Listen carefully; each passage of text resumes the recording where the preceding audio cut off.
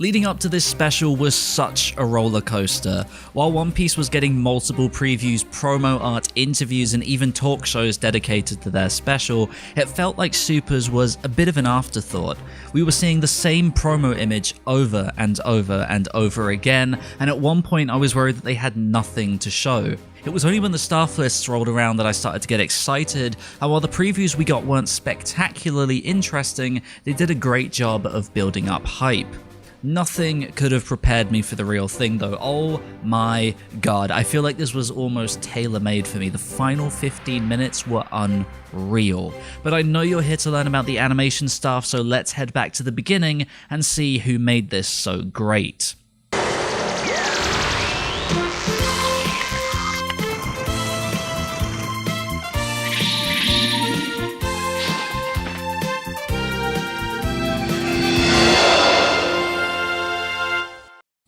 While the special aired on Japanese TV as one long episode and was presented that way on Funimation Now, it was reformatted into episodes 109 and 110 for the vast majority of simulcast services.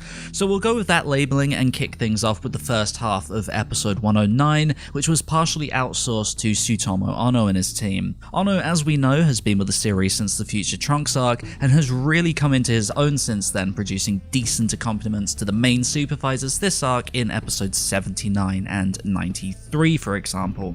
You can spot his corrections here and there, and he was kind enough to tweet out his Gengar for one reaction shot and also a correction sheet for Krillin. He doesn't stand out as much as usual here, and I imagine that's due to the presence of so many second key animators. Chu Young-se is listed, and his ability to stay close to the model sheets is likely what cleans up the highlight of Ono's team's work. Goku's Kamehameha features some solid background animation and effects, but it's the moment afterwards where he transforms into Super Saiyan 2 and launches a series of attacks that stands out the most.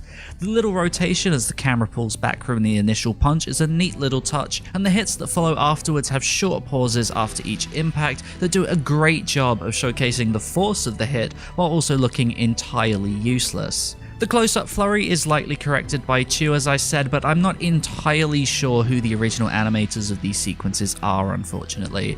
The effects on the Kamehameha seem a little too complex for Ohara, but these action scenes here definitely feel well within his scope. Rewinding back to the start of the episode, and we have the presence of someone who is one of Toei's best, and someone who hasn't been on Super since episode 14.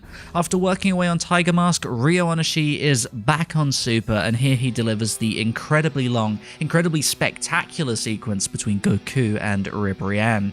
His work is really loose. You can see from the very start of this cut that Goku turns into a smear as he dodges the first attack. As Ribrianne prepares another and delivers a few lines, she's so full of life and constantly moving. Goku's backflips have such a great weight to them, and they lead into a cool rotation through the smoke before cutting to a sequence with bits of background animation as both characters fly through the stadium. This leads into yet another great rotation before Ribrianne spawns two hearts that combine into a nicely drawn attack that ends with Onoshi's distinctive smoke. I was blown away when I first saw this. This was about 60 seconds of just pure animation. If you saw my video of predictions based on the staff lists, you'll know that I expected 109 to be decent, but not much better than your typically strong Super episode. I have never been more happy to be wrong. It's so great to see Onoshi here, and he was even an assistant supervisor alongside Yoshitaka Yoshima. I don't really expect him to stick around, but good god, I would be so happy if he did. Heading into the second half, and Shuichiro Minabe takes over supervising. By this point, we know Minabe as one of Super's most capable supervisors. In this arc alone, episodes 80 and 93 come to mind with their powerful and expressive action. We all know his hugely exaggerated mouths by this point, and thankfully they also managed to slip through in this episode too. Minabe's style in his past few episodes has been a lot more refined and closer to the model sheets, so I'm really glad that stuff has made it in a small capacity, but I'd be lying if I said I didn't miss his approach from episodes like 63. This half kicks things off with a neat little rotation as Goku transforms. It's essentially one-to-one with the movie version, only extended into a 3/4 view towards the end. This is actually the second of two neat rotations in this episode, in fact. Jiren was also featured in one in the first half. It's unclear exactly who animated this. I've seen guesses around that it may be Jin Inaba, since he's ended up being known as the rotation guy despite none of his scenes being confirmed. It's certainly possible, but the evidence just isn't conclusive. Thankfully, the next big highlight is pretty easy to identify, and it comes from Shuichiro Minabe himself alongside Atsushi Nikaido. As Goku punches Jiren, you can see Minabe's large mouth slip through, and as they head into a flurry of punches and kicks, his obsession with bold, ruled lines can be seen in abundance. His work continues on up to the end of the Kamehameha. As Goku fires it off, you can see his distinctive effect shapes. They're very sharp, sketchy, and angular. Following this, Atsushi Nikaido takes over as they bounce around and ascend up the mountains of debris. The effects on show here are pretty much one-to-one with his scene back in episode 96. He loves large blobby shapes with curved lines coming off of the edges. This leads into another flurry of attacks with stacks of background animation. It's a really neat little sequence. I'm not 100% sure if it's definitely still Nikaido here, since basically everything since this fight began has been heavily corrected by Minabe, and there are no effects here to differentiate. At the very least, it makes sense to be him, so we'll go with that for now. The next and final big sequence of 109 is of course the Genki Dama. It's the weakest part of the special in terms of pacing, so it's almost appropriate that it's been given to one of the series' weakest animators, Yukihiro Kitano. For the most part, the important sections have been corrected, but there's plenty of real Kitano to go around. In particular, the cutaway to Gohan and Piccolo is about as Kitano as it gets. It's almost impossible to miss those weirdly spaced eyes. All things considered though, the sequence is kind of okay. This leads us right into the first half of episode 110 though. This is supervised by Yoichi Onoshi, which is one of the strangest picks for this episode. Before his return in episode 102, we hadn't seen him since episode 49, and since he's been back, his style has hardly shone through at all. The only thing it's really done is tell me that the style in the second half of 49 was in fact him and not Seizo Toma.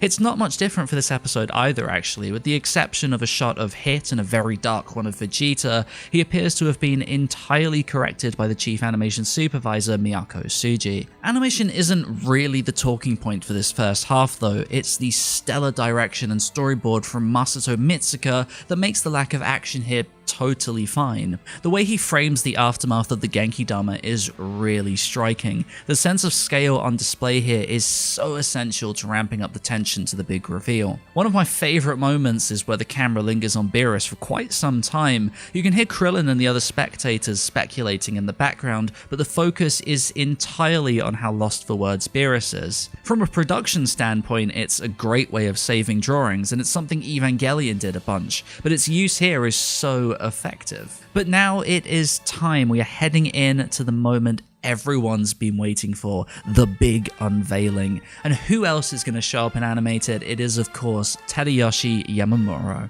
To clear up some misconceptions, since I've seen a lot of comments saying, wow, why wasn't Yamamuro here? He's not on the staff list. And it's true, he's not on the staff list at the end of the episode, but he also doesn't need to be. Yamamuro is the supervising director of the entire series, and his name is credited in the opening of every single episode.